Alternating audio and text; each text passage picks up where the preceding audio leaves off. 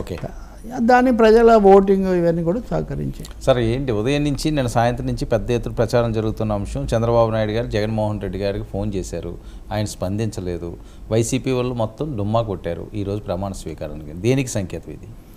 ఏం సంకేతం ఉందండి? ఇప్పుడు మన దేశంలో, మన రాష్ట్రాల్లో, దేశంలో ఉన్న రాజకీయ వాతావరణానికి ఇది సంకేతం. 2019లో చంద్రబాబు నాయుడు కూడా వెళ్ళలేదు, ఆయన రిటర్న్గానే అప్పుడు పిలిచాడు, పవన్ కళ్యాణ్ కూడా పిలిచాడు, జగన్, వీళ్ళిద్దరు కూడా వెళ్ళలేదు. నిజానికి అంతకన్నా ముందే చంద్రబాబు లేఖ రాశాడు, మీరు నా నివాసాన్ని, మా ప్రజావేదికను మీరు నాకే ఇస్తే నాకు కన్వీనియంట్గా ఉంటుంది ప్రజలను కలవటానికైనా ఆయన లేఖ రాశాడు. దానికి జవాబు ఇవ్వకుండా ఈయన వెళ్ళి అక్కడ సభ పెట్టి దాన్ని విధ్వంసం, దాన్ని కూల్చేయాలని ఆదేశించారు. అక్కడి నుంచి రాజకీయం ఇప్పటి వరకు ఈ 5 ఏళ్ల నుంచి కూడా ఈ రోజు వరకు కూడా అది ఒక అంశంగా అది కొనసాగుతూ ఉంది.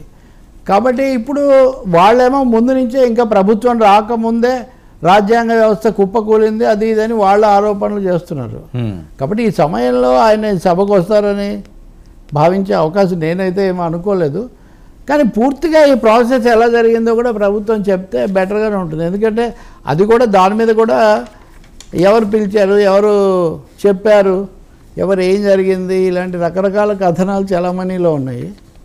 ఏదైనా ప్రయత్నించి ఉండొచ్చు. ఇప్పుడు మీ కేంద్రంలో చూస్తే కూడా ఇండియా కూడా మీ వెళ్ళాలా వద్దా దీని మీద చర్చ నడిచింది. చివరకు మల్లికార్జున ఖర్గే ఒక్కరే వెళ్ళారు, ప్రతిపక్ష నాయకుడు రాజ్యసభలో, ఇంకెవరు వెళ్ళలేదు ఇండియా నుంచి. నిజానికి నాకు ఆసక్తి కలిగించింది రేవంత్ రెడ్డి, తెలంగాణ ముఖ్యమంత్రి రేవంత్ రెడ్డి చంద్రబాబు పిలిస్తే వెళ్తాను అని బహిరంగంగానే ఆయన కమిట్ అయ్యారు మీడియాలో. ఆయన వెళ్ళలేదు, మరి వేరే పనుల వల్ల వెళ్ళలేదా, పిలవలేదా, లేదా లేదా కాంగ్రెస్ ముఖ్యమంత్రి బీజేపీ ప్రధానమంత్రి కాంబినేషన్ అని వెళ్ళలేదా, చెప్పలేదు. ఎటు తిరిగి అంతకుముందే పెద్దన్న చిన్నన్న అని చెప్పున్నాడు కదా, మరొకసారి అన్నను కలుసుకోవడం ఎందుకు అనుకున్నాడో తెలియదు మనకు. సో అది కూడా ఒకటి ఉంది.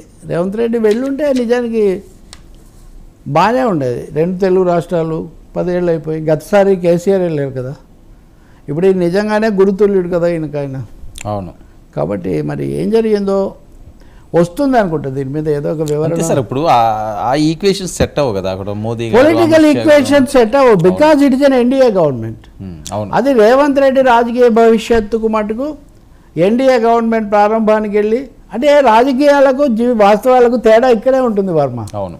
కొంతమంది సామాజిక కోణంలో ఒకటి ఆలోచిస్తుంటారు, వ్యక్తిగత సంబంధాలను బట్టి ఒకటి ఆలోచిస్తుంటారు, బట్ అల్టిమేట్గా రాజకీయం వేరుగా ఉంటుంది. సో పొలిటికల్గా ఇది వేరు, ఈ గట్టు ఆ గట్టు, ఎన్డీఏ